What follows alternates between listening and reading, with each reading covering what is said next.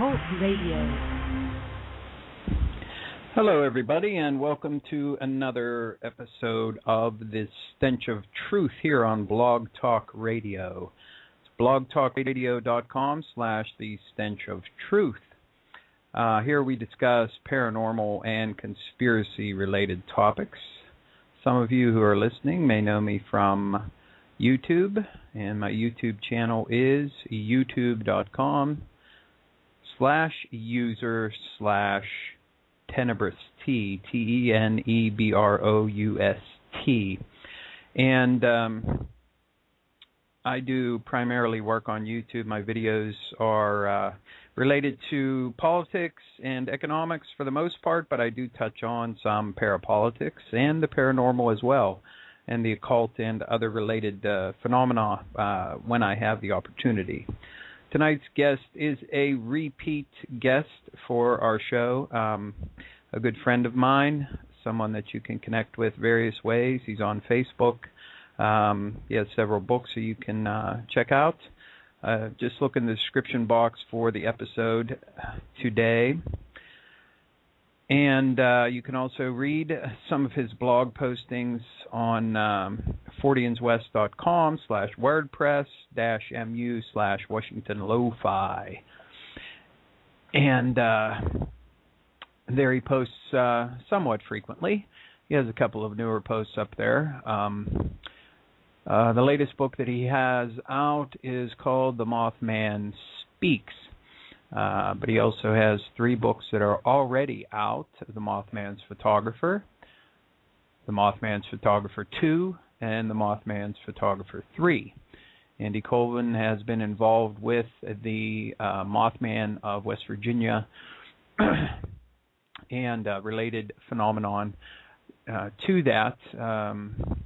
This has been incorporated into a lot of his work, because the Mothman is a seminal figure, a very important figure, and it represents something a lot bigger than just the events that happened in the latter part of the 1960s in West Virginia and continues to this day. So he should be calling in shortly. Now, I'm going to read a little passage out of Mothman's Photographer 2, which will give you a little taste of his background and give you a little idea of why he came into doing research into Mothman and all of the other related things that he has done. This is a transcript from a show that Andy did on the Grassy Knoll, and you can find new audio from the Grassy Knoll at tobe.com, I believe, thinkorbeeaten.com, which is run by the same host that ran the former Grassy Knoll. And the host had asked him, "How did this capture you? Was it because you lived there?" Meaning West Virginia. "I mean, you're now decades removed from it. What has kept you so involved in what took place in West Virginia 4 decades ago?" And Andy replies, "It started with a friend who had this 9/11 precognition. He claimed that the Mothman was coming to his home.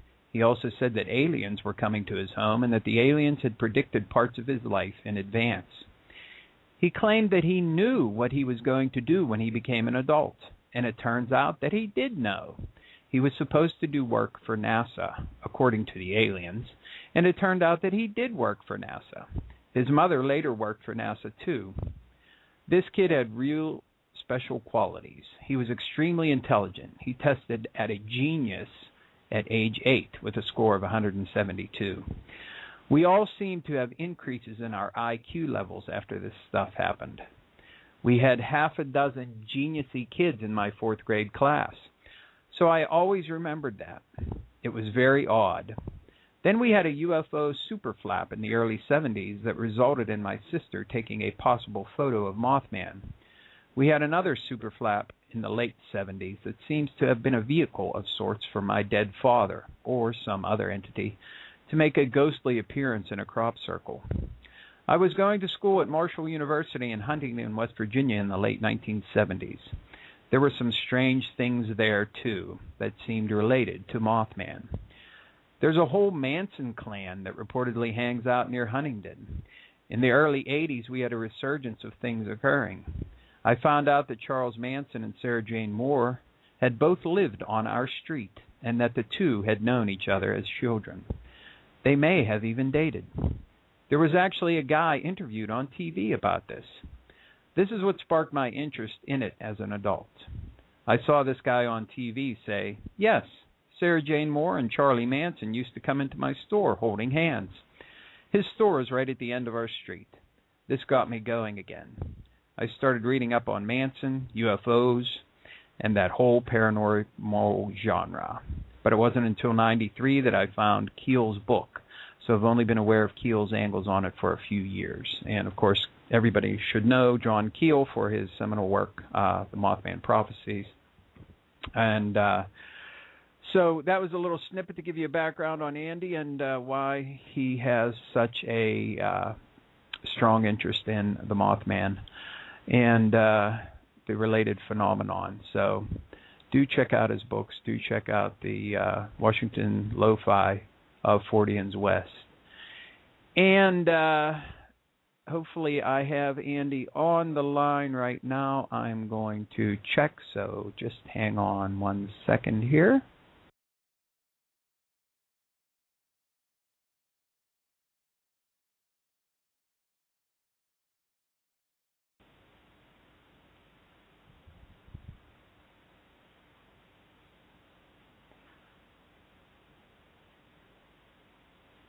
Okay, hello, Andy. Hi. Hey, how's it going? Going good. Good. Welcome back to the show. I understand you already have a whole bunch of topics you want to talk about, so I'm going to give the floor to you and let you just get the ball rolling. Well, I don't have. All I said was I have a page of scribbled notes. Well, see if you can decipher some of your chicken scratching writings there, and give us some topics that we can start out with here. Well, we've had a big week, since the last time you and I talked, especially the last month. It's just been one of the more topsy-turvy that we've seen in a long time.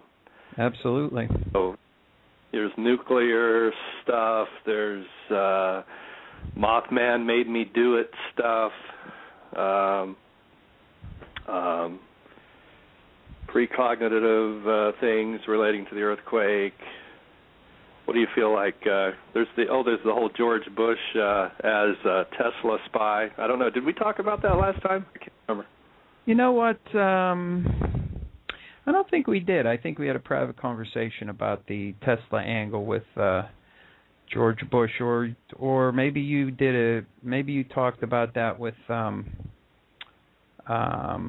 on Think or Be Eaten. I'm not sure. Why don't we just go ahead and cover it then? Let's talk about the Tesla thing and the connection with Bush. That was one of the older things. I mean, that's about a month ago that I was on that topic, and then it got superseded by all this other tragic stuff. But and this is kind of I guess it's been around for a year or two. This photo of someone that looks like George Bush Sr.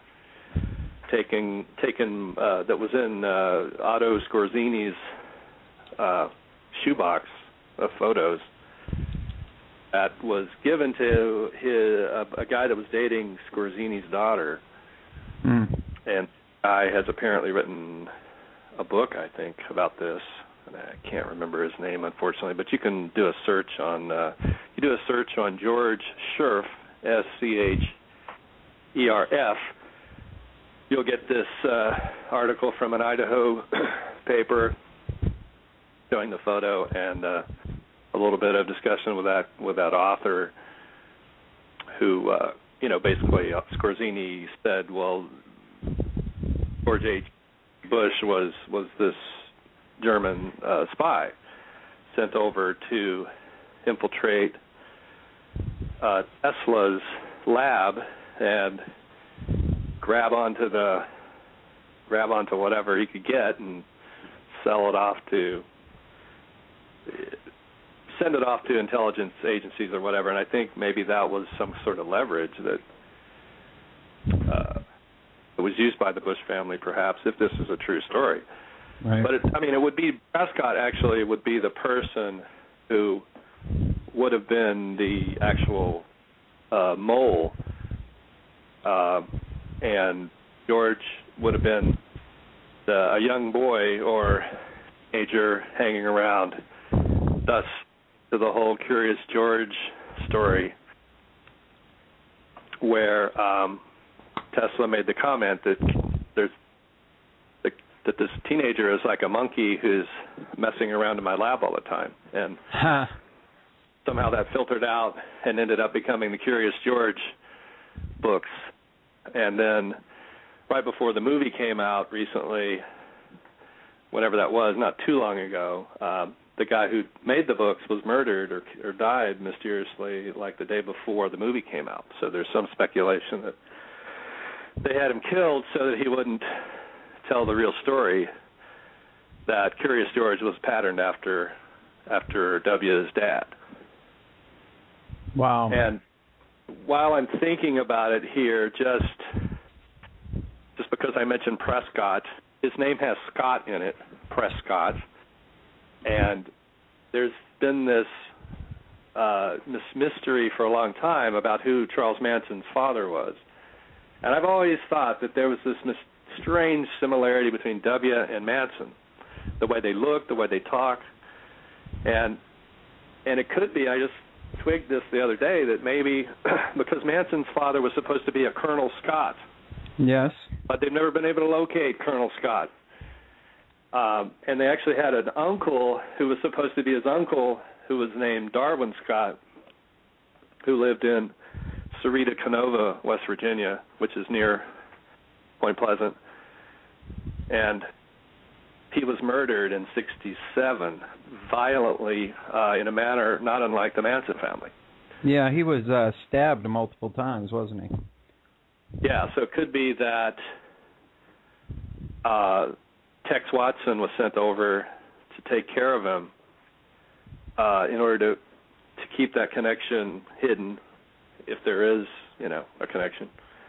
Some of the research that I've seen about Manson suggests that Colonel Scott was just sort of like that was kind of like a name that the person was known by, and it really didn't have any relation to his actual real name. So, stranger things have happened. Of course, somebody in the chat room mentioned how, there's the theory that Barbara Bush is actually the daughter of Aleister Crowley. So, if you add all of these things together, it certainly puts a lot of bad juju into the Bush family. There's no question about it.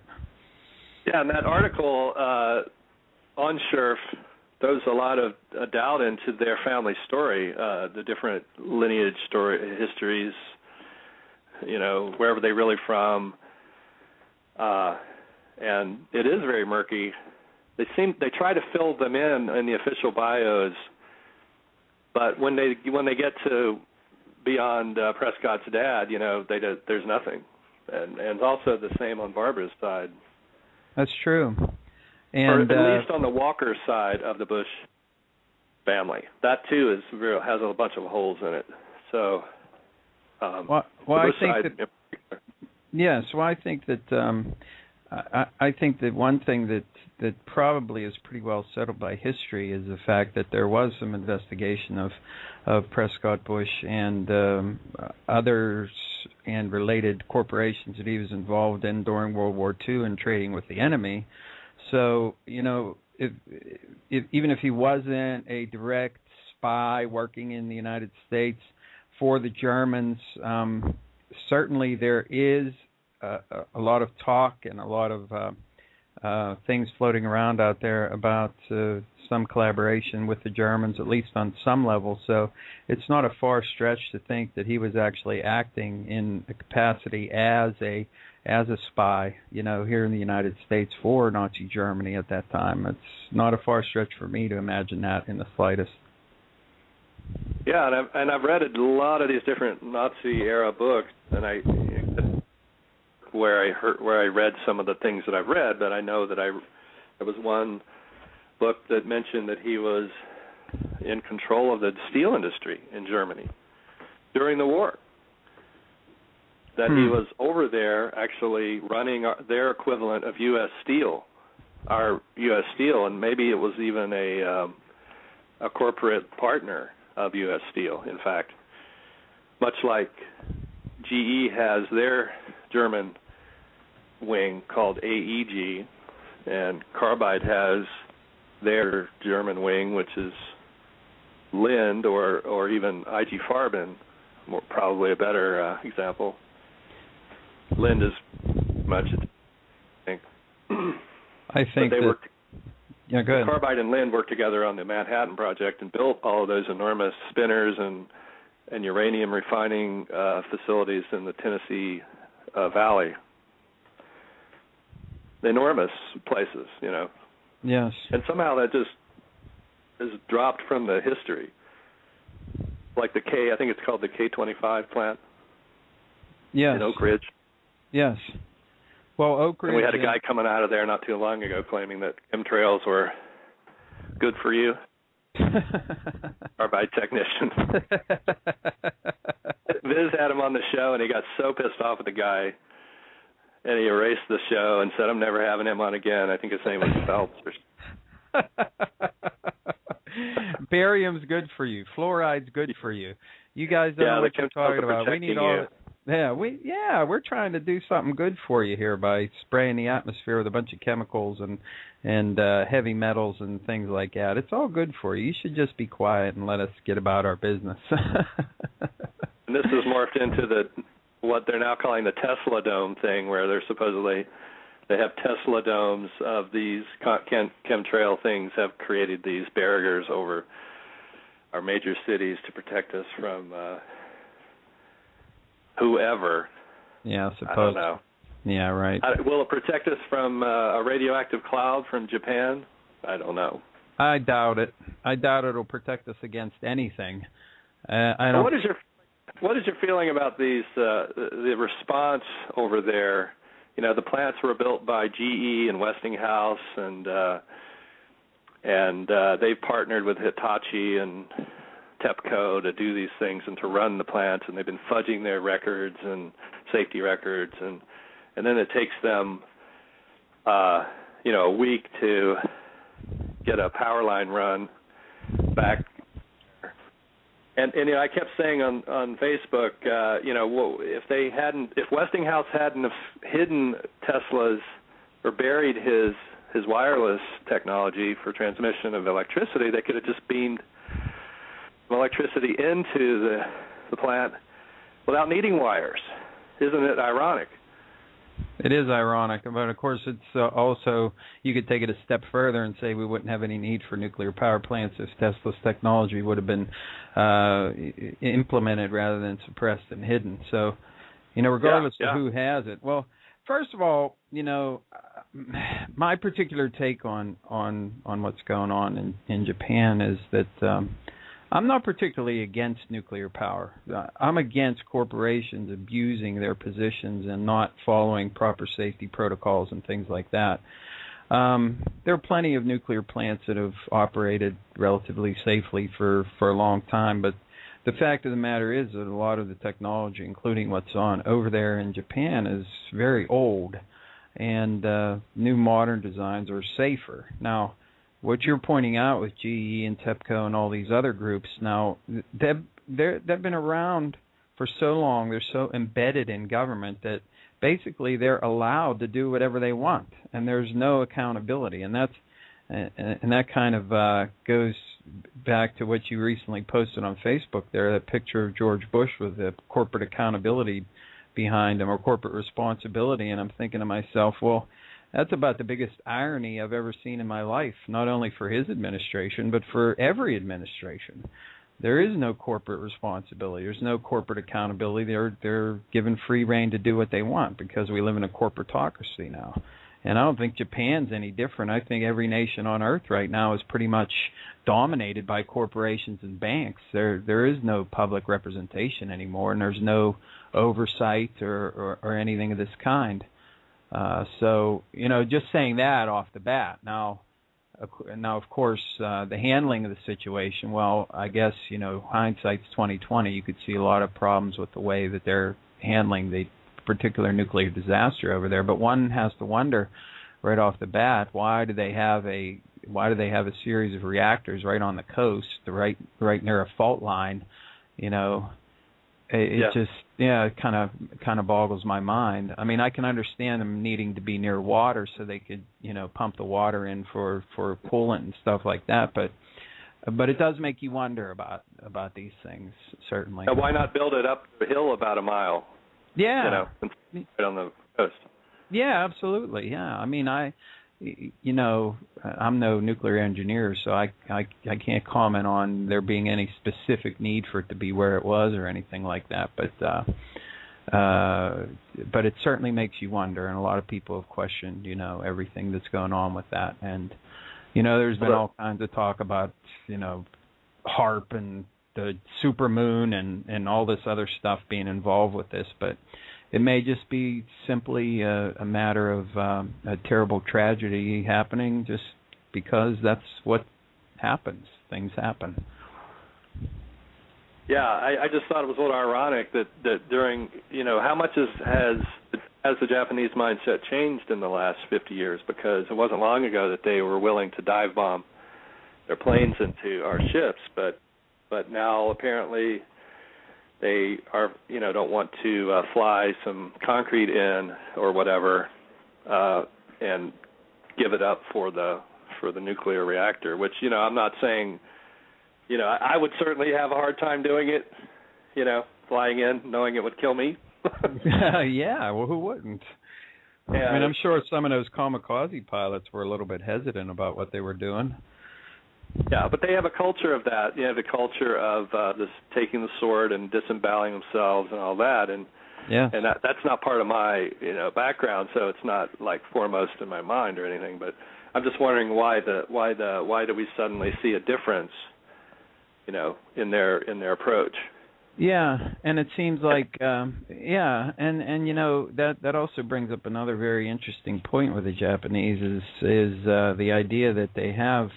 Like 55 nuclear power plants or something like that. And you'd think with a country that is the only country ever bombed with nuclear weapons, that they might have a kind of aversion to nuclear power. But it seems like they've embraced it pretty good with getting and I can't remember if this number is entirely accurate, but I think it was something like 13% of their electrical generation is nuclear over there. So it kind of makes you wonder. I mean, they've certainly gone through a transformation over, the last, since World War II for sure. And maybe it's part of the kind of transformation that society's been forced through. I mean, you look here in the United States and you see, instead of being a productive country that, actually has jobs that make things, all we are now is basically a consumer society, and we're constantly being fed this image that we're supposed to go out and buy. And in Japan, they have a kind of mindset over there where no matter what they're doing, whatever their job is, that they have to put their entire effort into it. And it doesn't matter if it's not fulfilling or against their basic beliefs or anything of that sort. They're taught that they're supposed to just keep producing or doing or whatever it is they're supposed to do. And you look over there and you see how many suicides they have and all that kind of stuff. And it seems to me that when you look at Japan and the United States, you see two cultures that have been systematically programmed to be the way they are now. Yeah, absolutely. Yeah, and it's not good. Someone was saying, let's have a revolution. I'm like, are you kidding? People are too programmed. Well, that's the problem. That's what I always say, too. I mean, there's a lot of people that have a lot of, ideas about, hey, we need to rise up against this horrible tragedy that we call the United States, with its corporatocracy and everything else. And I really liked your term, the Bushfellers, referring to the previous regime, which is really still the same regime. But really, there's not a lot of impetus to do that. I mean, we just there's so much apathy, and it's been fed into us so much, and through the media and everything else, our collective will is dissolved. And I try to counteract that a little bit by putting passion into the videos that I put on YouTube to try to get people fired up to do something. But I realize the reality of the situation too, and that is that there are so many people who listen and be like, well, I agree with that, but what am I going to do about it? I can't do anything, because they think everything is pretty much pointless and useless. Well, in relation to this earthquake, I will discuss this Mothman witness that I. Oh yes. Yeah, I wanted to hear about this premonition that was revealed in a dream. Yeah. Yeah. So I'm on Facebook. I see this woman, see her picture. I'm like, do I know her? And so I friended her or whatever, and so I made the effort. She didn't contact me, and she starts chatting me immediately, saying, "Why are you contacting me?" And then she starts saying things that sound telepathic, like, "Why are you?" What I did was I started typing back or chatting back, and then I was thinking, "What do I say here? No, that doesn't sound good." And I erased it and I started over. "Oh, that doesn't sound good." And she goes, "Why are you erasing your messages?" Right? So I'm like, "Oh shit! What have I gotten myself into here?" And I said, "So you're telepathic?" And she goes, "How do you know that? How did you know?" Yeah, right, I am. And then she proceeds to tell me that she saw something like Mothman in her 20s. She didn't know what to call it, but once I started telling her what it was, she gets more and more excited and kind of freaked out, and tells me, "Look at my notes." And I go to her notes in Facebook, and she's written something about this dream involving the tsunami coming, and she's running from it. And the phrase, the red star is keeps repeating. And then I, jumping ahead a little bit, a couple of days later, I'm looking through a new book I bought called Uncloaking CIA, and I open it up randomly as usual to any page, and there is a story about how Westinghouse used up with a fake terrorist group called the Red Star, and used that to bust unions in the 70s with the help of the FBI. And they were going in and saying, send a guy in, and he says, "I'm a member of the Red Star. Do you want to join?" And then if the union member says yes, they get fired. And so we immediately had a connection there with this code word that she was dreaming about, and the company that may or may not be responsible for the nuclear part of this disaster. And I got to look at my notes here to see what else she said. She said a bunch of stuff.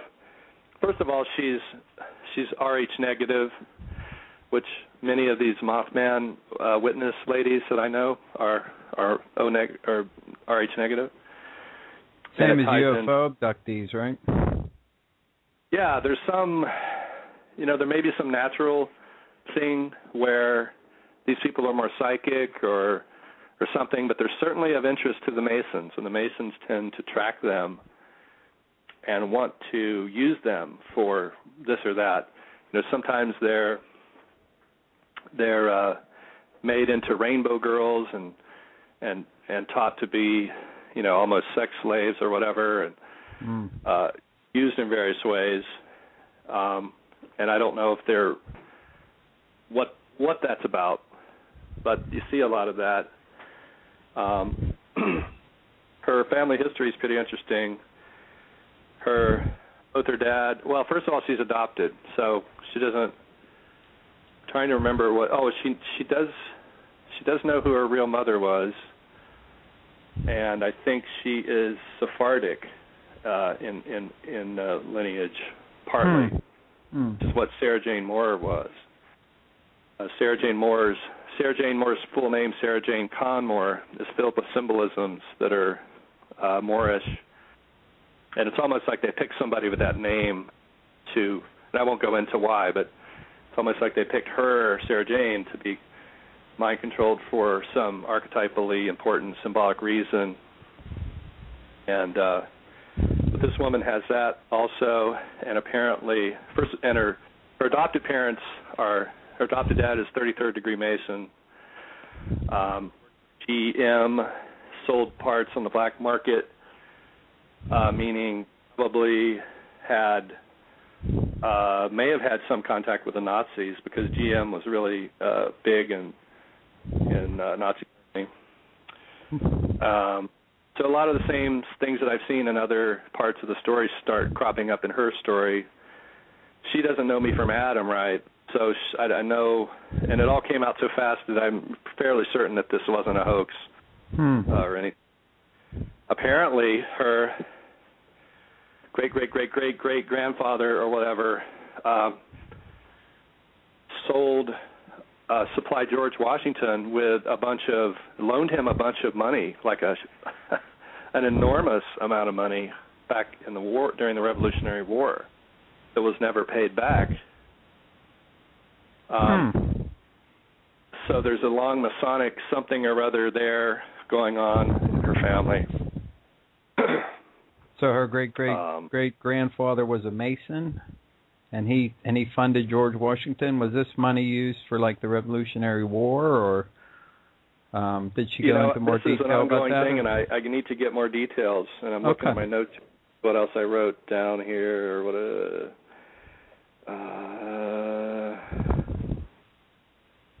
it was like $500,000 in gold.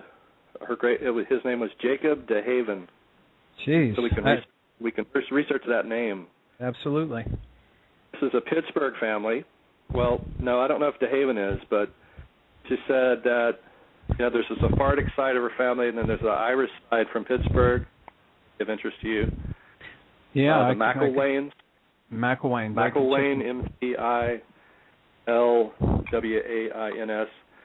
And speaking of which, I happen to know, when I get into this other story about the Mothman stalker dude, the person that I was with during a lot of that has family from Pittsburgh as well, and she was telling me that her dad worked on a super secret collider. There was an an atom smasher in Pittsburgh that was run by Westinghouse.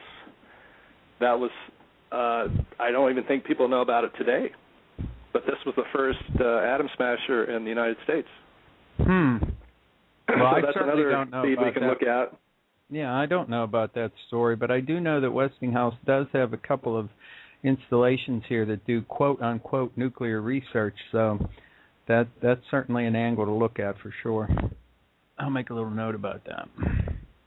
She did say that her dad collected Hitler memorabilia. Her mother has A negative blood, which I think is the most rare blood type there is. Then she started, the most recent thing was she somehow got hooked up with or started communicating on the internet with a guy at NASA whose adopted father was the Indian in the ads back in the day, the crying Indian. You're kidding me. No, and this Indian thing has come up. It came up before because Viz and I got a lead on the Indian head test pattern, and we found some Masonic symbolisms in that were of interest. And this is kind of in that same era, and those two kind of go together in my head, the Indian test pattern and that crying Indian from the advertisements. Yeah, that's so that a very kind of iconic image. thing. Yeah. So this is a guy who's still at NASA, I guess, and she had a dream about him. I think he was in the dream. There was something about the dream was the Navy was involved in this nuclear disaster. The Moloch owl, the Bohemian Grove owl, was in her dream, but she didn't know what it was. What else can I glean from these notes? Well, her concern is that she thinks he's in trouble for some reason, like maybe, I don't know, I have no idea, but that she was all worked up about this person, and I looked him up, and he really does exist, and we'll see what happens, and if anything, if he disappears or something, I'll send you all the info on it. Well, the Moloch owl. I mean, owl symbolism is certainly full of all kinds of different meaning. But if it is a relation to Bohemian Grove, then obviously we could take away from that the very basic meaning, and that would be that the corporations involved are all deeply embedded in Bohemian Grove, because we know that's a meeting place for high corporate bigwigs and other political leaders. So it wouldn't be any surprise to see that the bosses of GE and all these other companies would be out there hobnobbing with their other rich buddies out at the Bohemian Grove. And of course, that's also with the idea of money too, and the greed, the corporate greed, and all that kind of stuff can be fed into that as well, I'm sure. One of the creepy synchronicities that I discovered with Adam Gorightly is that the Indians on Diablo Mountain worshipped Moloch. That was their name for the Thunderbird deity, and which raises the question of why would have ancient Hebrews, Native Americans in California, and modern-day Republican elites all worshiping the same deity. What's the continuum there? And Bob Brightbill, who's one of my many fascinating informants or assistants out there who have a bird name. I have a bunch of them.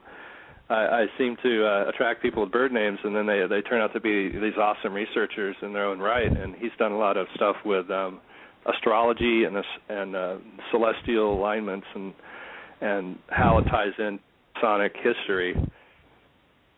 And he was at Bohemian Grove. The way it's laid out physically, as you go from camp to camp, mirrors the Masons have two trees, celestial tree of life, and another one which the name escapes me, but they're one is reversed from the other, so they turn things upside down, and so it's like so their road to enlightenment starts with trauma or something like that. I would have to pull it up and look at it. It was very very intricate stuff, but the root of it, I guess, is that Nazism is based on an older Saturnistic religion that worships Saturn. Well, yeah. And go ahead. Go ahead. Well, I was going to say, yeah, and certainly, when you talk about the continuum of Moloch and the worship of the owl and in Native Americans and all the way back to the ancient Hebrews and everything like that, I think that the particular entities that we're talking about, and this kind of feeds into my idea of what's going on in the paranormal world and the paranormal field in general, is that we have basically the same thing all the time, and that is like what the ancient Hebrews were worshiping in the form of Moloch is probably exactly the same thing that the Indians encountered whatever it is. I mean, it manifests itself in whatever way it chooses, but it could have been appearing to the Native Americans in a lot of different forms, and still be the same basic thing behind it, whatever that is.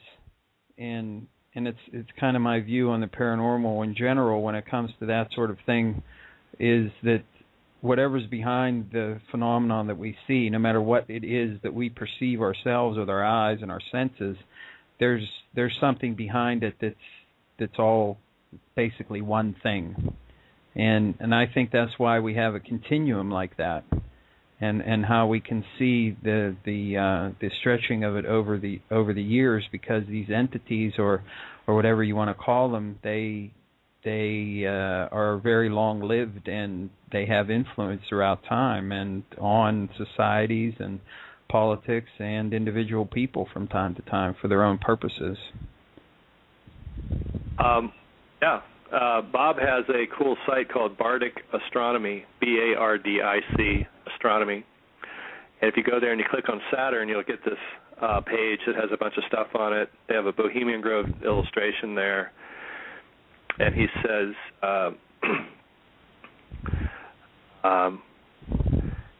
that these mimic the Kabbalistic, the tree of life, or it also relates to astronomy in that, that each of these sort of relate to an astrological sign.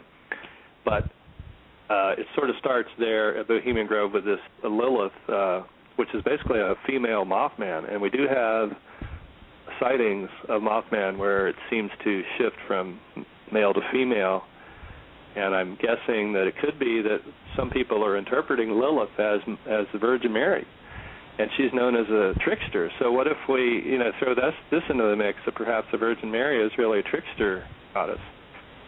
Oh, absolutely. I mean, for me, okay, and I don't want to offend Roman Catholics, but the idea of Mary, the Virgin Mary, appearing to people and telling them basically messages that really don't mean a whole heck of a lot in the grand scheme of things sounds pretty bogus to me. I'm sorry. So if I offend any Roman Catholics, I'm sorry. But the idea, in my mind, is that Roman Catholicism pretty much going to the idea of putting Mary in such a high place is almost akin to having like two gods or three gods or whatever you want to call it.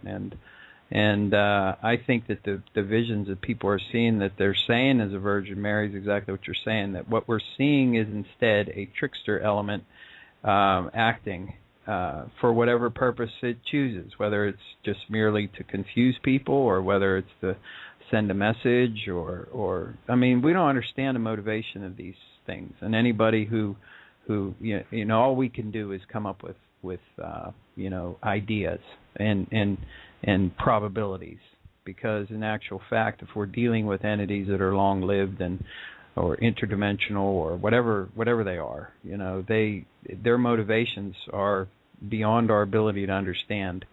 And we could view it as a trickster idea, but in actual fact, they may be doing what's perfectly natural for them. That's just their way of living and their way of interacting with people. But I tend to believe instead that that's exactly what they're trying to do. They're trying to be a trickster.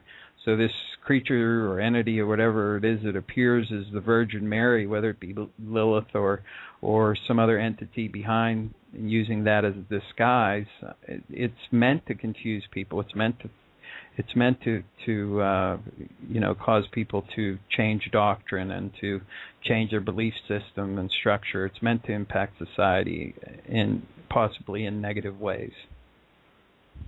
That'd be my take on that. Bible says, you got your world tree on one side, but the Saturnist took on a second tree, which was an inversion of the first. And this may be where the 11 thing comes from. Everything involving the number 11. The two trees, one is an inversion of the other. The Saturnist tree is the tree of knowledge, whereas the world tree was the tree of life. The two trees are isomorphic. The applications of the world tree to the cosmos, to the civilization, and to the individual should similarly be found on the tree of knowledge. Looking for isomorphisms on the two trees is a rich source of hidden knowledge. For example, there is a well-known death and resurrection motif at the bottom of the world tree. And then he shows an illustration of the Saturnist tree. It really, it's like the chakra system. It looks like there's seven chakras, but instead of chakras, one of them is a constellation. And then at the top, where your head is, there's 3 chakras there, which is sort of like the Father, Son, Holy Ghost, I would imagine, the 3 men in black, the 3 thing. But he's calling that child sacrifice, that the Saturnists believe that child sacrifice is echoed in the Bible, the story of Genesis, in that after 7 days, after a child sacrifice, the world came into existence. God rested and the world came into existence. And so their approach to, and I hope I'm getting this right, I don't have a total handle on it yet, but that's why these secret societies try to get kids involved in these sacrifices when they're young, because it shuts down their compassion gene or whatever, and prepares them to be the kinds of corporate leaders that we're seeing today, who have absolutely no compassion for the people whose lives they're screwing over on a daily basis. And that he actually seems to think that there's, this is a widespread kind of program to do that, to keep the corporations filled with these kind of people. Well, it's a very scary thought, but but this has been apparently going on for tens of thousands of years, and it we just happen to know it as Nazism or internationalism or globalism or whatever you want to call it today. Right. Well, certainly you can. I would say with virtual 100% certainty that what you're dealing with there is in actual fact the case with families, for sure, the old blood families and those people who are corporate leaders that have had their holdings passed down through generations, and also nobility and things of this nature, that the children are raised within a society and within a structure and within a system that is specifically designed to produce functioning psychopaths in actuality. And that's what we have. And it's very true whenever you see these people come before any kind of assembly where their actions may be questioned. They have such a tremendous ego and such a tremendous disdain for anybody looking at them even sideways, wondering if what they're doing is proper or appropriate, because they think that what they know is best. And so putting that in the terms of the Saturn idea is very interesting, because when you look back into the past of Saturn worship, I mean, that's been connected to ancient Israelites. Also, we had that also went through the Roman Empire with the Saturnalia, and with the mystery schools and all this kind of stuff, which the mystery schools, if you ever look into like Christopher Knoll's work, he does a lot of symbolic work with the mystery schools, and how they're still alive today in a lot of our culture. And I think it's deeper than that even too, because one thing that I was talking to someone about on a show that I did earlier this year, a caller called in to talk about, he was specifically talking about the Roman Catholic Church, and I had posited the idea that the military and the cult of Mithras, and the Invincible Sun, the Sol Invictus cult, was actually still alive and really behind the scenes of the Roman Catholic Church, it was Sol Invictus, the invincible sun, and by extension also the cult of Mithras, and this was basically the form of worship of the entire Roman army. And it seems to me unlikely that the incredible power that this group had at that particular time would have been completely subverted to the idea of going over to the worship of Christianity rather than retaining their own worship. And that would tie it in with the Saturnalia, the mystery cults, and then bring that forward to today and what you see with the rigidity of corporate control, and also through the military, especially in the United States, how it's used as a means to control other countries, not only militarily but also economically and through the oppression of peoples and the prevention of them getting out of this globalist Nazi ideology that's penetrated everything today. I put a couple of images up by Manson, and you and I were shooting back and forth about that. It's pretty interesting that he does these artworks that are really, some of them are really pretty good, and he wasn't a terrible songwriter either. Some of the songs actually have something to say, and he's not a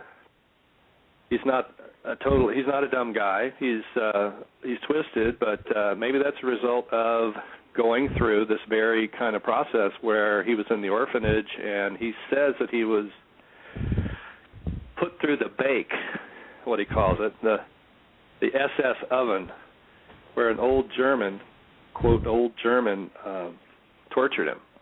And this would have created these altars within him that could then be programmed to be a programmer. That was one thing that somebody said, was he's a programmer. Was that you? Yeah, that was me that said that, yeah.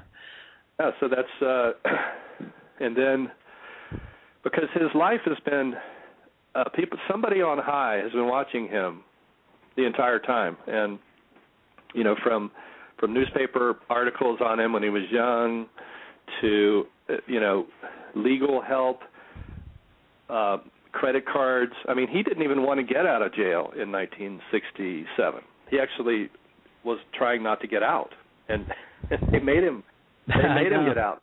I know, it's true. He was already institutionalized by that point in time. I think he was happier just staying in prison, but they made him leave. And it's kind of ironic that they forced him out onto society, and then all this stuff happened. Drawings. Go ahead.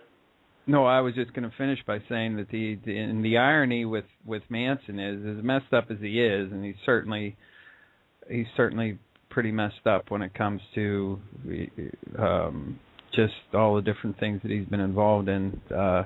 Not actually convicted of committing any murder himself, and yet he's in jail for life. Which I'm not saying he should be out, but it does make you wonder anyway. But you were going to say about his artwork? His artwork, seems mystical, precognitive, like he's reaching out. He's got this Thunderbird drawing, which seems to accurately depict the symbolisms in just the way he does it, showing the background, the stars, as if the Thunderbird is a force of nature that pervades everything, and then calling it the god of comfort, using runic symbols. It's almost like maybe because he grew up in this area that I've been talking about, where all these Mothman sightings happened, and maybe he soaked that up somehow, and he's calling out for that or trying to get back in touch with that as he gets older and he gets closer to dying. Because that one drawing of it looks like there's an alignment of planets, and like the hand, either his hand or the hand of God is moving the planets into alignment, and it's all blue, like it's water, like it's causing a tsunami or something. I didn't think about that, but yeah, that I could see the symbolism in that picture for sure. It does. It's definitely, it looks that way. He's plugged into something, And Eugenia Macer's story is, saying that he's a spirit channeler, and that may be true, because it could be that when you're put through this Saturnist programming, which he obviously is because he's got a swastika on his forehead, maybe that opens you up to possession, not only from their programming, but to good and bad spirits, or precognitive spirits. That maybe there's a message. Maybe it's possible that there can be a good message in some of the stuff he says. And I know that he does have a big fan base out there. I think it's because of that. He does occasionally say things that seem true, and they sort of bust the chops of. I mean, he busted Bugliosi's chops pretty good. He revealed that, all the millions of dollars that Bugliosi has made. That, I mean, it's stunning actually how craven Bugliosi was, and how he handled that whole thing. It was all about selling those books. It was all about making money off of the Helter Skelter books. That's right. He's a joke. Bugliosi's a joke as far as I'm concerned. His research is worthless. He blew up that whole Helter Skelter thing to make it into something that it wasn't. And he basically just wanted to cash in when he had his opportunity. Well, you can't fault him for that. I guess everybody who wants to make a name for themselves, if they can grab the brass ring when it comes their way, and he saw it with Charlie Manson for sure, and he jumped on that, and he played it for all it was worth, even making up shit and doing stuff that would make it more appealing for people. So yeah, I don't really have any respect for him at all, none. But Manson's had family up there near you. Are you in Pittsburgh? Yeah, I'm in Pittsburgh. Yeah. Over in McMecken, West Virginia, which is pretty close to Pittsburgh. Yeah, it is. Where his grandparents, you might be able to go over there and find out something. I don't know. I should do a little more research into him, because the fact Daniel Johnston. Yeah, go ahead. Finish. Daniel Johnston's from that area too. Oh, okay. We were talking about him before. He's a very interesting character also. Well, they're somewhat similar. Yes, they are.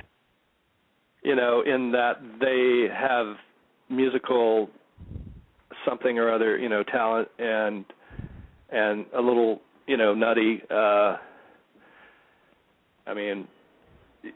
Daniel did beat some guy with a lead pipe once, but I don't know where I was going with that, but I was thinking, since you live up there, you might be able to. That's a good idea. Two birds with one. Yeah, I'll check into it. I'll see what I can find out.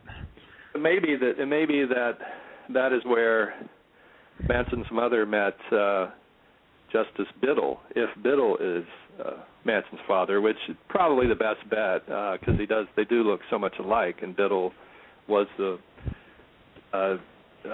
federal judge for Western Pennsylvania. Probably would have been over there. You could figure that somebody in that position might be known around town as Colonel Scott or something like that he sort of had a nom de guerre, as it were, with some kind of like southern genteel quality to it, a colonel or whatever. But also, on the flip side of that, Manson's mom was also from Cincinnati, which is where he was born, and the Bushes do go to Cincinnati. I know that for a fact, because I know someone who socializes with them there. So it's possible that she could have also met Prescott Bush. Yeah, well, that's certainly possible. I don't have a problem believing that at all. I mean, the Bushes got around for a long time. Go ahead. What do you want to jump into now? Do you want to go into the Mothman stalker dude? Yeah, let's talk about that, because this video, the video that's on YouTube, what was that guy's name, Messer? Or Masler. Masler, yeah. Tell us about who this guy is and this whole Ivanka Trump stalking thing. Well, I don't know that much. There's not much out there, but I ran across Tanya Derenberger put up this video not too long ago of Masler talking about his stalking issues, and he seems to be saying that, well, first of all, he was a cameraman on this recent movie that just came out called The Eyes of the Mothman, and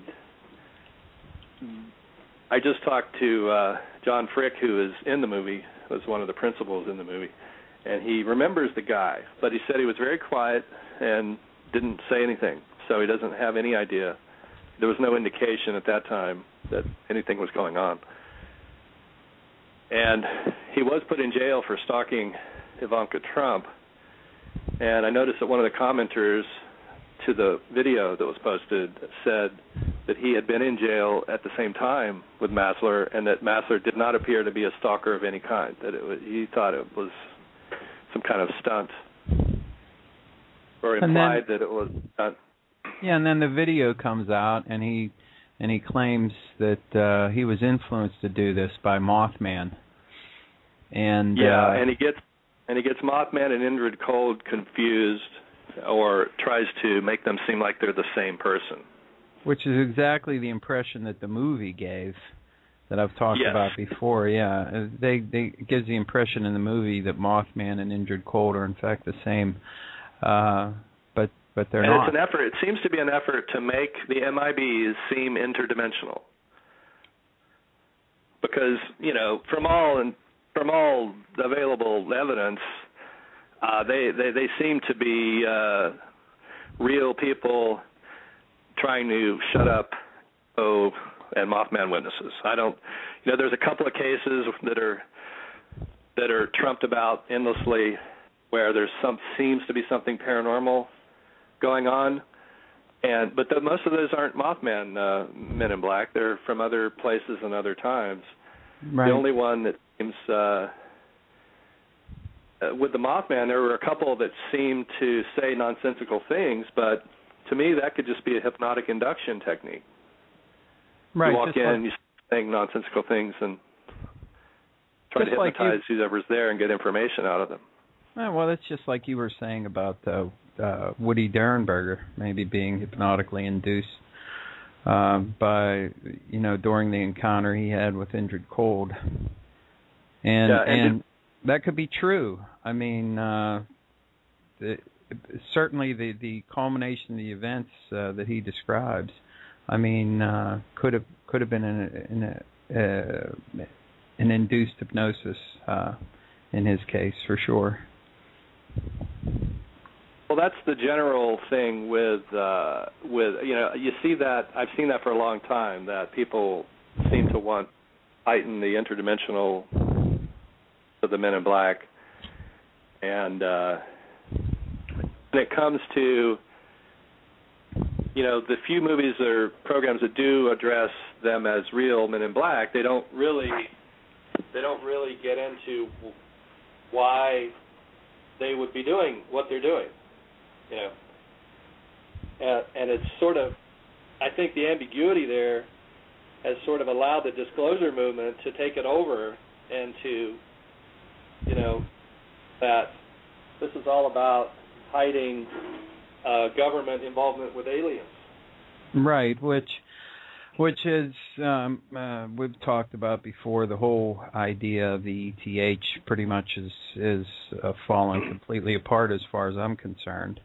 But I think that the disclosure people are more inclined to believe that the Men in Black, instead of being interdimensional, or in fact they're trying to make them out to be actual physical aliens that have come here, and that are interacting with people for unknown reasons. And the fact that they do the nonsensical things that they do, or pick up an ashtray and look at it and wonder like they've never seen it before, or a pen or whatever it happens to be, may be a way it may be a subtle way of making people remember them by doing these sort of nonsensical things. And yes.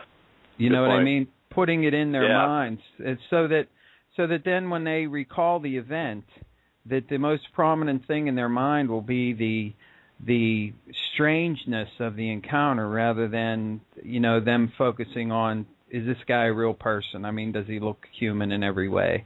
And you know, all this. Instead, the focus is on the strangeness, the weird angle, the bizarre behavior, and that sort of thing, which is something that needs to be considered for sure. But you know, even in the high strangeness cases of MIB, I mean, the very fact that even some of the most bizarre ones show up driving older model cars, and they're dressed in regular clothes, you know, even no matter how bizarre they look, it's quite obvious that they're trying to stand out. And if in fact you were going to send someone, you know, let's say you're an alien coming from another planet, and you want to say stop someone from talking about a UFO that they saw. The last thing you would want to do is to send a creepy-looking guy dressed in black, driving an older model car that's spotless and looks brand new right off the showroom, and then act really odd and bizarre, because the only thing you're going to do is make that person be more focused on the events rather than less. So you have to question that, and you have to wonder what the real motivation is there behind that. Well, it's also possible that that's an overlay, a hypnotic overlay of a Cadillac or whatever, or an older car, when it was really a newer car. There's in the late 70s, there were some articles that came out in the UFO magazines about different mind control techniques that were being used on UFO witnesses. That was sort of the heyday when you could actually get something of value from those magazines, I think,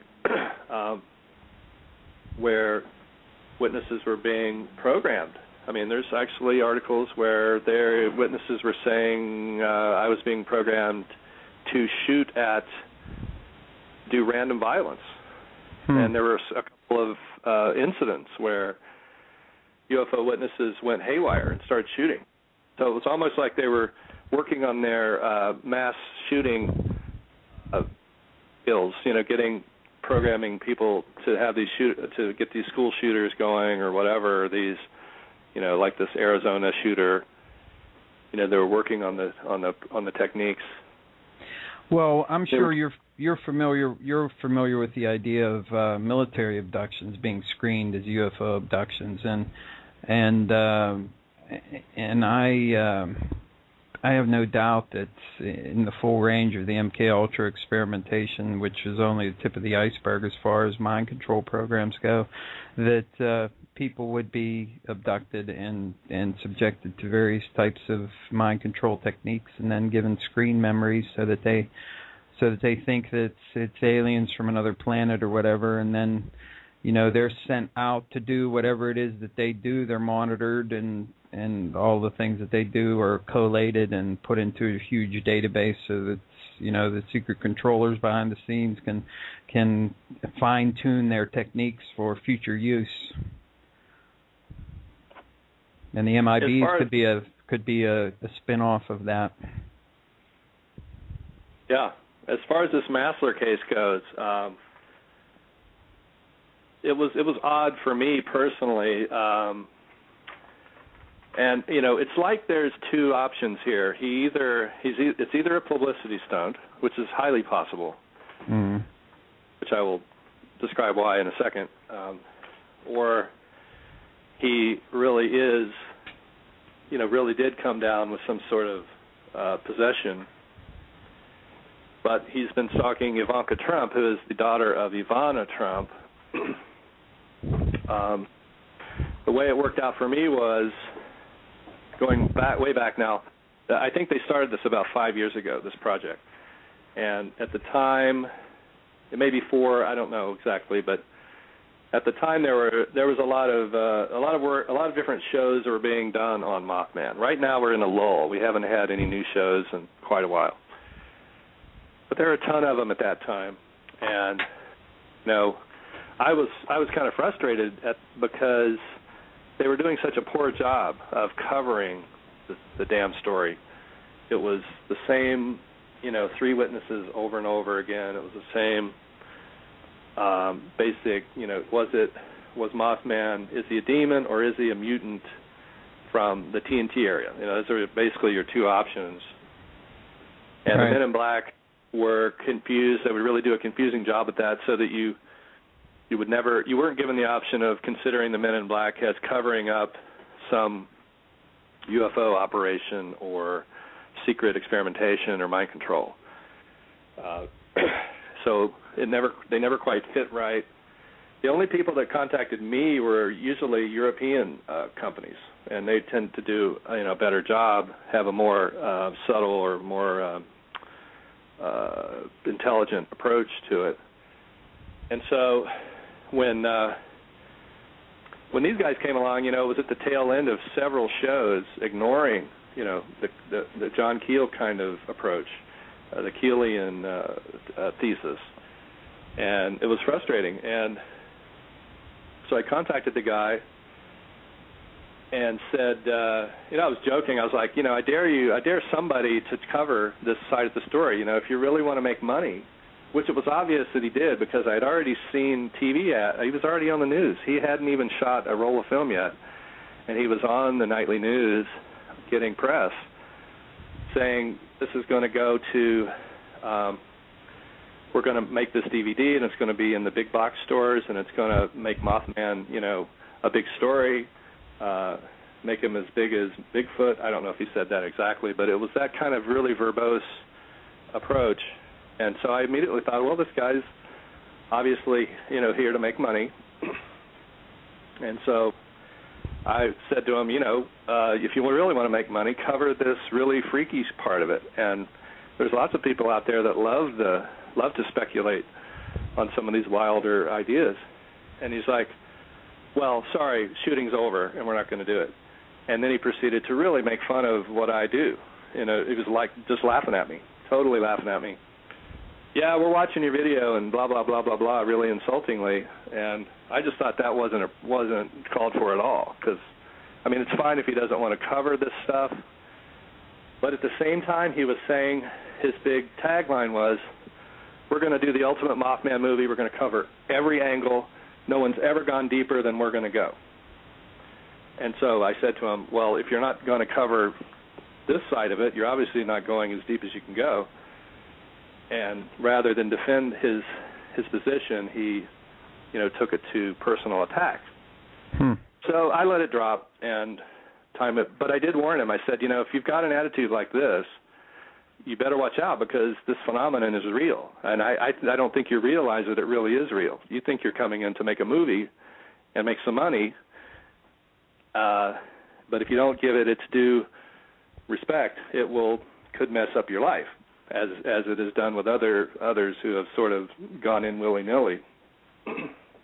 That's right, and I think it's I think it's a shame that the approach that you're taking and how you look at the evidence and how you present it and how you frame your work and what you do, basing it a lot on synchronicity and coincidence and whatever you want to call it. These are all paranormal type things that a lot of people are quick to push aside as being important, and I think that whenever someone comes in, like this producer that made the Mothman documentary, that they have this idea that everything could be put into a box. But you know what? I don't even really recall the guy saying anything really about John Keel at all in that documentary, or if he did, it was only in passing and not really going into detail about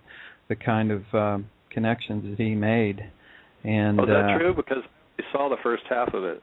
Well, you know what? I haven't watched the whole thing all the way through yet, so I can't say that with 100% certainty. But from what I've seen, and I've probably seen most of it by now, though I haven't sat down and watched the whole thing from beginning to end in one sitting. I've watched a couple parts of it through and through. So if he does mention Keel, I mean, it can't be that much of the screen time, because a lot of it, the whole first half of it deals with the cornstalk thing, which, as far as I'm concerned, is pretty much a non-issue when it comes to this whole thing. Yeah, I don't. Yeah, I mean, it's strange, and he didn't really go into the George Washington part of it either, even in covering the Native American side. And then some of the experts were from Ohio State, which is not your first, what I think of as their, experts on what's going on in the Valley. Why not have a West Virginia University or Marshall University expert, which is right there? Right. Or, I have to agree with that. I mean, like I said, I'm not going to say decisively that he pretty much poo-pooed that, because there may be a portion where he does talk about it a little more in depth. But from what I've seen so far, he seems to be shying away from that in the documentary, and it seems to be going more towards some more conventional paranormal explanation, and the idea that they're that they focus so much on the cornstalk idea in that video. In the first half of it, and they go into a lot of detail around cornstalk and all the things that happen as a result of that. But then they pretty much shoot it down, whether that's their intention or not, by more or less agreeing that he was killed suddenly, and it was virtually impossible for him to have uttered a curse, against the town for future. And being that the actual nature of his death being the way it was, that it's very likely that he didn't see it coming like when it did, and he died so quickly that it would have been virtually impossible for him to do it. It seemed like they wasted a lot of time on that. I mean, they could have covered that in a lot shorter than the amount of time they devoted to it on screen. So that leads me to believe that what they were looking for was what you would call a more conventional explanation for the Mothman phenomenon, and that would be like either a curse or maybe some sort of Indian spirit or something along these lines, rather than the truly bizarre and strange nature of what Mothman really is and what it represents and the phenomenon that's behind it. At least that's the impression that I got from it so far. But I'm going to have to sit down and watch the whole thing all the way through, and then I can judge it completely. Yeah, it seems to me that the idea that they may have been making UFOs there would be a really hot ticket idea that people might really go for and want to buy the DVD. But the thing that is strange about it is that I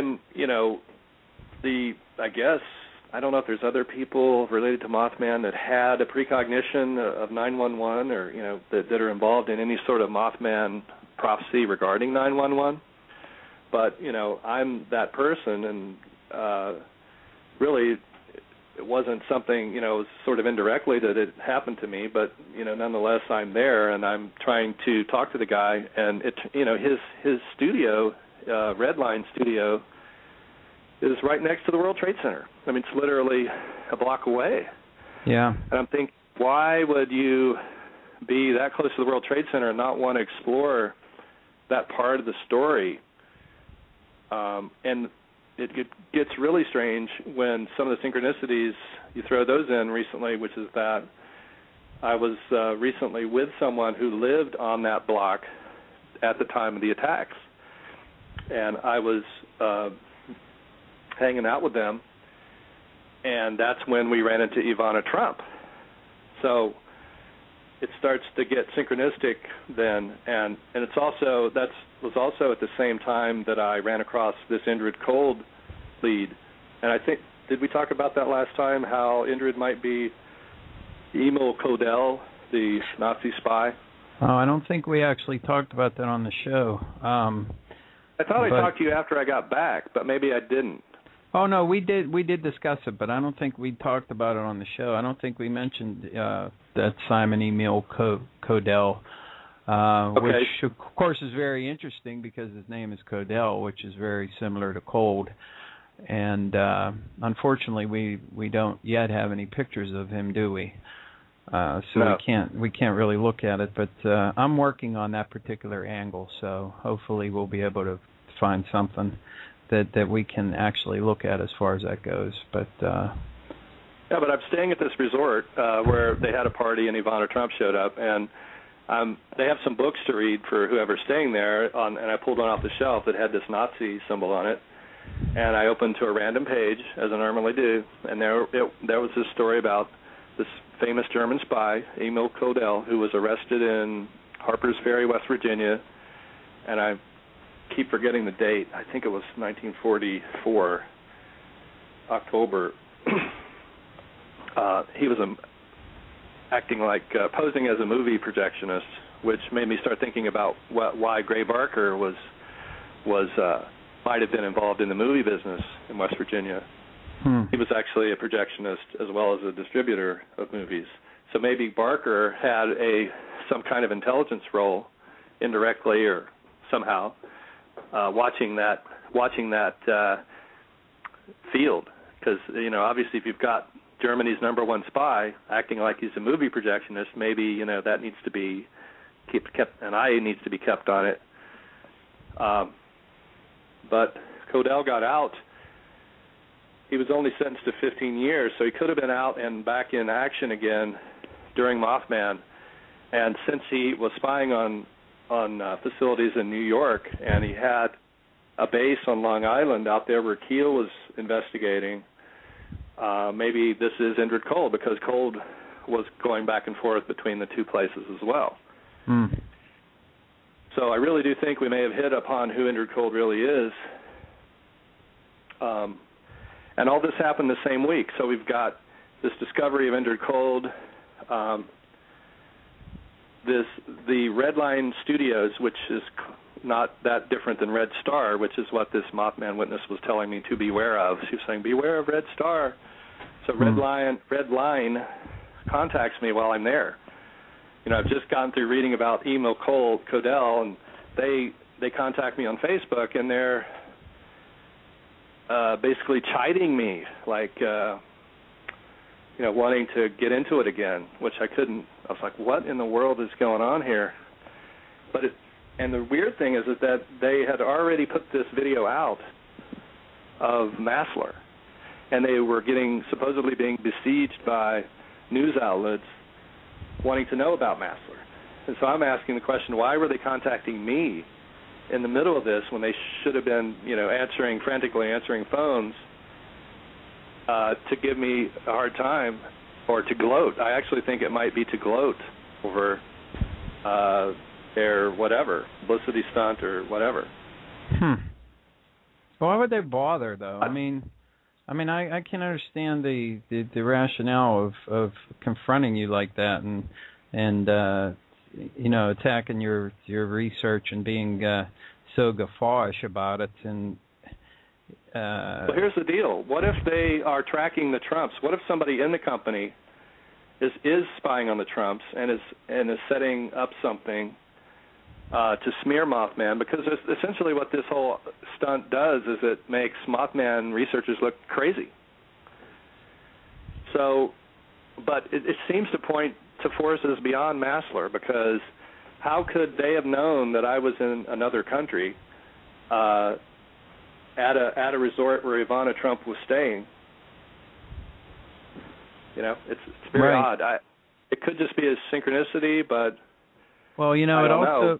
Well, yeah, but it also is very intriguing and worthy of mention, if for no other reason than the fact that Donald Trump has indicated that he might be seriously considering running for president in 2012.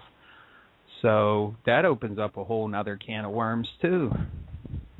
And even more worms can be found when you think about what the history of this place was that I was staying at, which is that it was once a haven for British intelligence.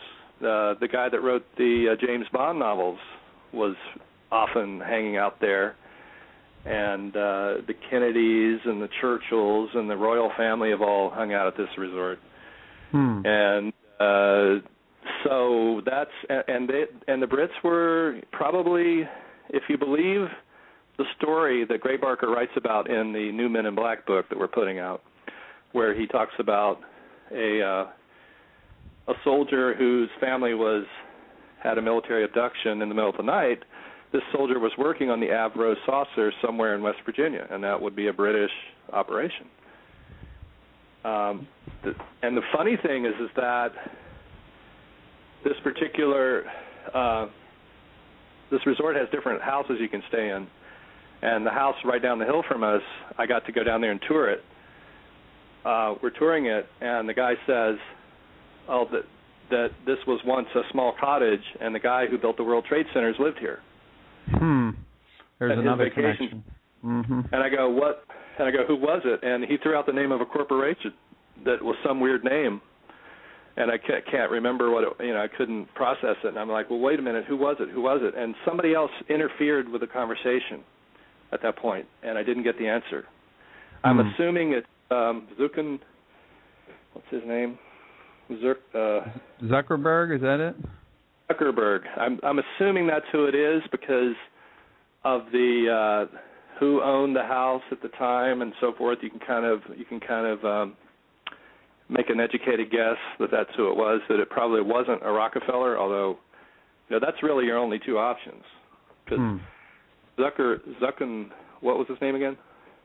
Are you thinking of Zuckerberg, or I'm not sure if that's the right name or not. I might not have it right, but in any case, I think it's Zuckendorf, isn't it? That may be true. I'm sorry, Zeckendorf. Zeckendorf. Oh, okay, Zeckendorf. It was either Zeckendorf presented the idea to the Rockefellers, basically. So here I am in a place that's linked to 911. I'm with someone who lived on the same block as the studio. Hanging out there, lived on the same block as the World Trade Center or a block away. And then Redline, tries to engage me on Facebook in a negative fashion. And they actually, I was like, "Why are you contacting me? You didn't want me to be in your program, so why are you contacting me now?" And the guy who was not the director, I don't know who it was, writes back, and calls me an a-hole, basically, and says, what if we were to, report you to NBC for using a clip without, copyright violation kind of thing, because I used a clip of myself being filmed on the nightly news in my movie. But all I did was shoot the TV. I didn't actually use the footage that, I just shot the TV from in the room. So it's a different. There's a thing in the art world where if you're one step removed from something like that, you're okay. Right. If you take a picture of a TV, it's different than if you steal the image from a program directly. Right. It's just like if you were to slightly modify a film or whatever. That would be called an artistic interpretation. So, yeah. So actually, they ended up trying to put the chill on my research. So I don't know what to make of it. Well, and I'll tell you I'm trying what to hold off on being too judgmental because, John Frick tells me that, the director's a good guy and Tanya Derenberger says he's a good guy and so forth. So I don't understand why I'm in a different category and am being treated this way, other than there's somebody involved in that studio, maybe at a higher level, maybe the money behind it, who doesn't want whatever I'm saying, something about it isn't appropriate for them, and they want it to be censored. Well, I'm going to say from philosophical point of view, and also from just from my own gleanings of what's going on and what's really happening behind the scenes and what's really going on, whether it's in the world of paranormal or parapolitics, conspiracy, and everything else that's going on in the world right now. I think what we're seeing right now is that there is an incredible increase in synchronicities and so-called coincidences, which are leading people, if they're open to it, that's the key. They have to be open to it and recognize it when it happens. That can be used as a way for people to come out of the sleep that they've been induced into and put them on the correct path to try and come up with some new ideas for life and for the future and everything like this in a positive way. And I think that anybody that approaches research by utilizing the coincidence and synchronicity approach would be put down by people who are so locked into this idea of approaching things from the purely mechanistic point of view that a lot of scientists and other people want to think is the so-called correct way to do things, and they like to push those people aside because when you rely on that, not only is the outcome potentially good and potentially revelatory, but also it automatically nullifies that whole particular avenue of research that they're going down, because they're locking themselves into a point of view that automatically eliminates a lot of things that could be really important for people to discover. And that's why I think that your approach and the way that you do your research and the kind of things that you're coming up with, the connections and all the different things that we've been talking about here, it threatens their particular place in that order, because they think they have the answers and their approach is the only way that works, and it's the one that everybody has to follow. And if you're not on board with them, then you're not in the game. You know what I mean? Yeah. And that's my belief. I think that it threatens them. It threatens their whole paradigm. I hate to use that word because it's so overused, but I mean, really, in some cases, it's useful, I suppose. But could this be why we're seeing, this article just came out, which we all knew was happening. I did, at least, because Bush told us he was going to do it, that there was going to be a war on the Internet, that the Army was going to go into the social media sites and start doing stuff, and I think they've been doing it here for a while. I think at least half of the people in the exopolitics world on Facebook are spies. I got no problem with that. Didn't that guy, one of Obama's appointees, was the one who was talking about using the social media and the web as a way to infiltrate and neutralize so-called conspiracy theory and conspiracy research. And I have no doubt that this is going on, that we're seeing this being played out to the hilt. And we may have gotten a little window into it back in 2006 when they were first starting this, when several of us, like John Frick and Harriet and I and a couple of other Mothman people, were getting these weird phone calls from the 00 number, and the synchronicities of when they would call and so forth led John to research this one phone call that he got. It was right after a Men in Black van, a government van, had followed him on the interstate that had the license plate 111L. So that's almost an 1111 number. And he tracks down the phone number to 1111 Independence Avenue in Akron.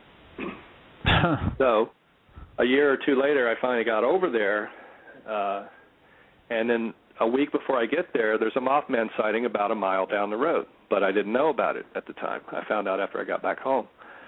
But I'm there, and I noticed an Army Airborne Division 25 sticker on a truck in the parking lot, and I noticed a shitload of antennas on top of the buildings, which looked like 11 from the sky. They look like the Masonic 11, which is the symbol for the secret long-lost word. Then I noticed they built some new buildings there. I looked at those from the sky, and those looked like 11, looked like 111L. So he sees the license plate, and then after that, he sees the license plate, locates it to 1111 Independence Avenue, and then about a year later, they build some new buildings that actually say 111L from the sky. That is just one of the most mind-blowing things that's happened in this whole 10 years of doing this research. And, of course, you can't ignore the idea that 2001 also has an 11 significance in the two towers being two obelisks next to each other. Each could be symbolized as a 1. So you have 2 1s or 11 there associated with 9/11 as well, which happened on the 11th. So yeah, and that ties into the Vril sign, the Nazi Vril sign, which is basically an 11 with 2 little 11s crossing over. The first 11 looks normal, and then another smaller 11 crossing over the other one. So it gives the impression of an 11 falling. So I actually think that the building of the towers and the bringing down of the towers may have been simply an exercise in Masonic symbology, or Vril, Nazi or Fool or whatever, Thule, whatever you want to call it, Saturn, ritual activity, where you traumatize everybody in order to mold their thinking, which I don't think there's any doubt that event has radically changed how people relate in America. Absolutely. And, of course, it wouldn't be the first time that this happened either. You could look at the assassination of JFK in the same manner. It was it could be viewed as a ritual event meant to traumatize the nation, which, of course, it did. And 9/11 was another example of this, only on a much grander scale. Yeah, there's no question about that. You want to tell all the listeners, give us a thumbnail sketch of the predictive dream that you had about 9/11. Tell us about that story. It wasn't a dream. It was a vision or. It was my friend saying that he had been was being visited regularly by Mothman and by aliens. Mm-hmm. And I can say that one night I spent the night over there, and he woke up screaming in the middle of the night saying that the aliens had been there. And I do remember having a dream that there were little, like 3 or 4 feet high, kind of yellowish green people in the room. And I've later deduced that this is the Pukwudgies, or the little people, as they're called by the Native Americans. And I just saw a reference, or was reminded of a reference. I'm editing the Mothman Speaks 2 right now, and I saw in there that was, again, that these are thought to be the spirits of dead Indians. Yes. So in my neighborhood, where you had all these mounds and dead Indians buried, it was called the River of Death. So, it could be that my town was like one of the bigger burial centers in America for Native Americans. You've got native spirits running around all over the place. Yes. So, but then he says they've been giving him messages about the future, and I was very skeptical, and he wanted to prove it to me, and so I read the passage from Mothman's Photographer 2 at the beginning of the show where you detailed a little bit about this, but I wanted you to express it in So there's a certain spot in his yard where he says you got to stand in that spot, and I believe he held my hand. I'm pretty sure, and we may even have done our blood brother pact. I know we did a blood brother pact right around that same time. Probably could have been that same day.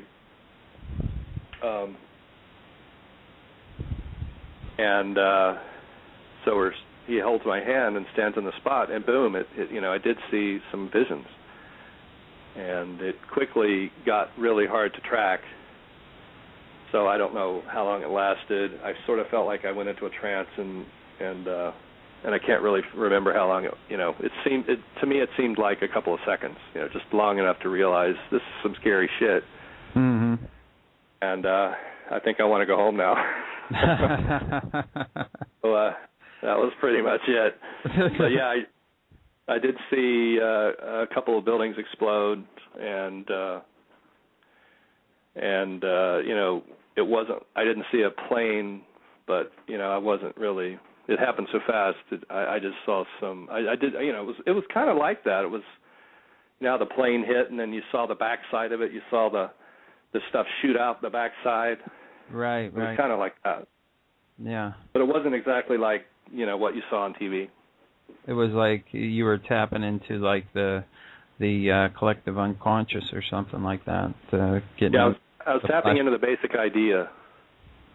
But I did see that domed building that's in the World Trade Center complex, and if you can you can basically track that I was seeing it from the water level of the Hudson River, west of the towers. Maybe I was tapping into what someone on the river was seeing, maybe even tapping into one of the conspirators' views. Maybe they had you got to think that they had a boat in the river there watching it. Well, I'm sure they had. I'm sure the people behind it probably had many different perches so they could view it from many different angles, I'm sure. I've no doubt about that. Wasn't Giuliani over there in that area?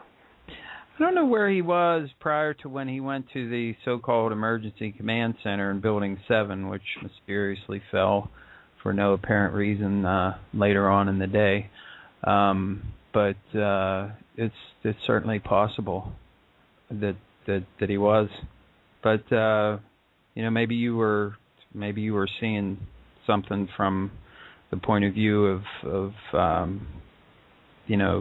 whatever you want to call it, maybe some kind of guardians or whatever, people that are trying to point out some of, part of your belief is that the Mothman is a force of good, and that he shows up to warn people of things, and that maybe what he was warning about in West Virginia was not necessarily just the Silver Bridge collapse, but also a lot of the activities that were going on down there in the TNT area. And let's not forget that John Keel himself said that the TNT area and the West Virginia Ordnance Works was connected with the atomic bomb research, and that's not something that's public knowledge. That's not something that's acknowledged in the histories as far as I know. But you can also say that there was also an ecological and environmental disaster going on down there with all the chemicals and everything that they subsequently had to put that site on the EPA Superfund list. So you could almost say that there's a connection to today, because if they were building saucers there, which I think there's a good chance they were, what do we have today? We have Iran claiming that they have built the first flying saucer. Oh, did they? I didn't see that. To Facebook, and I think this is going to throw a wrench into the disclosure movement, because they're going to be in a tizzy. What are they going to do if we now start having governments acknowledging that they do have these saucers? I think that means that the response from us would have to be that you'll have some fake disclosure happening, where something is offered up by the military here to make people to reestablish the ET thesis. I think you're right, and I think that's not the only particular thing that's going to be coming out soon that's going to question that whole ETH argument, and the other one is that Nazi UFO movie that's going to be coming out in April, I think. I think it's called Iron Sky. I don't know whether you've seen a trailer for it yet or not, but if you haven't... I wish I had resources because, I've been wanting to do a Nazi UFO movie for 2 or 3 years, and, I could have been the first one to do it, but I don't... my life's been kind of thrown upside down. Yeah, isn't that the way it is with all of us who are trying to do things that are trying to research and trying to do things that are important and that have potential revelatory work?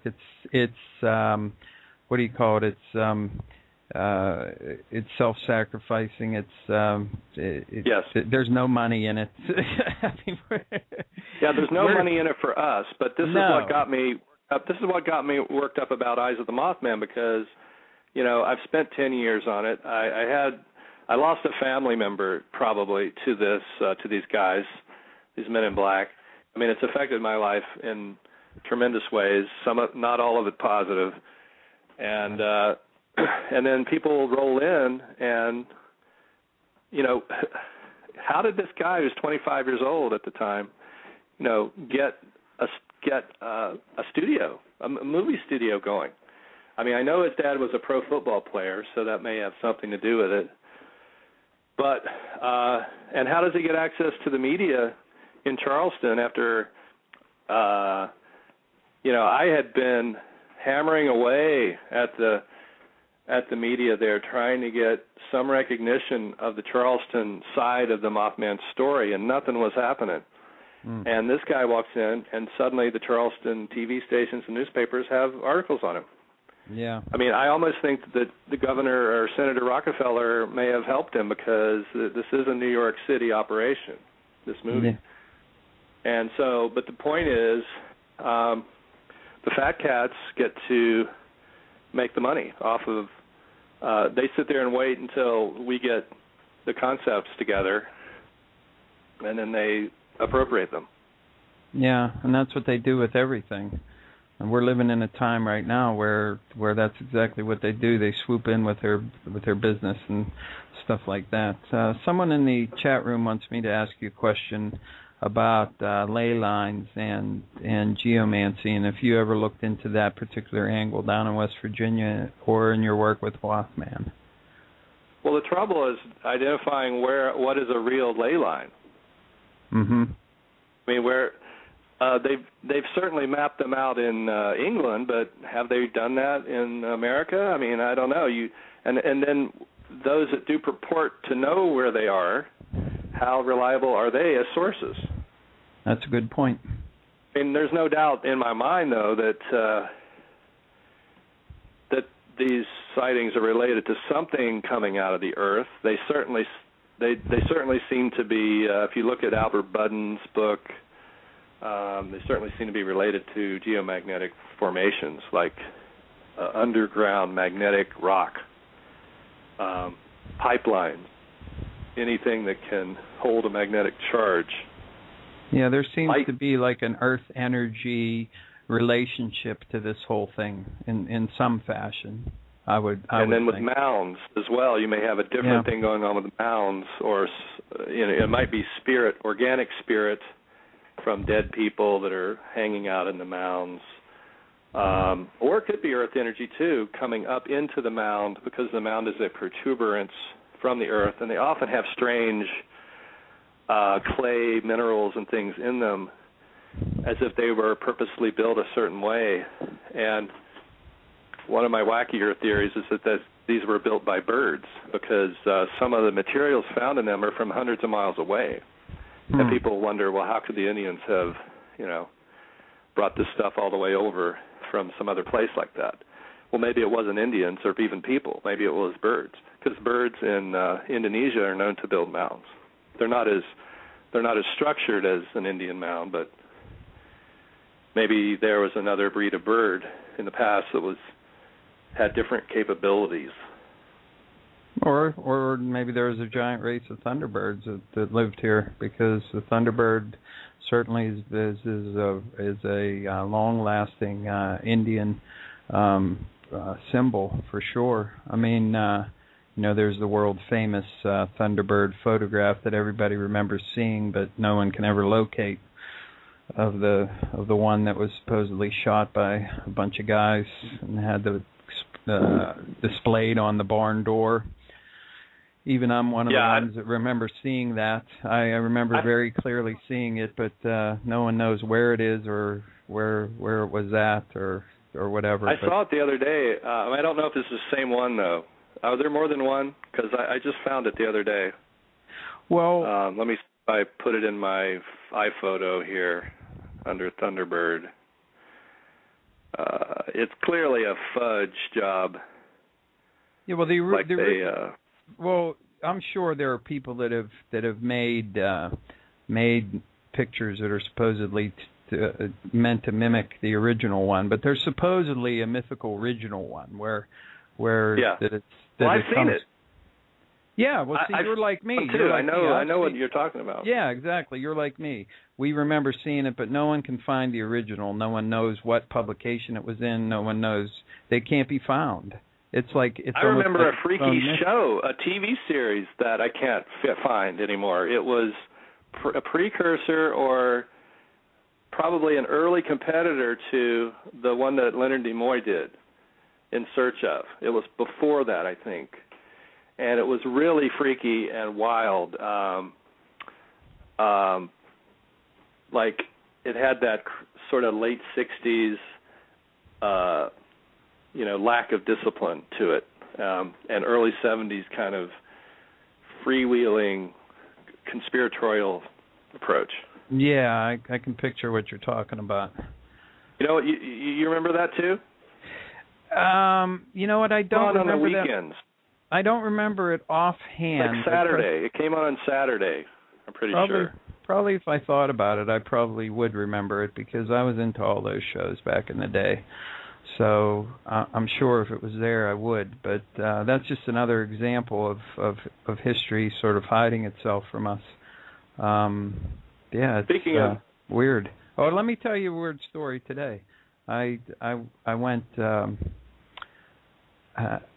out to a local shooting range and took a couple of my pistols out to sight them in.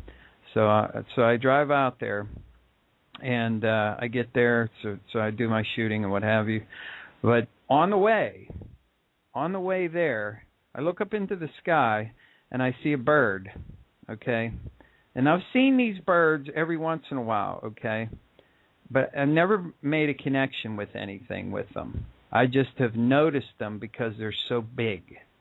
Okay, it's a bigger bird than any bird I've ever seen. Okay, personally, and it was really high in the sky, but it was enormous. And if I had to guess, like how big it was, it had to be at least 12 feet or more from wingtip to wingtip. And all it was doing was just like lazily going around in a circle. Okay. Now I've seen these giant birds before, and like I said, I've never made any kind of connection with them. But here's the strange story for you. I do my shooting. Okay. Take the guns, put them back in the car, and I'm driving home. And it turned out right after. And I mean, it must have been right after, because I wasn't there very long.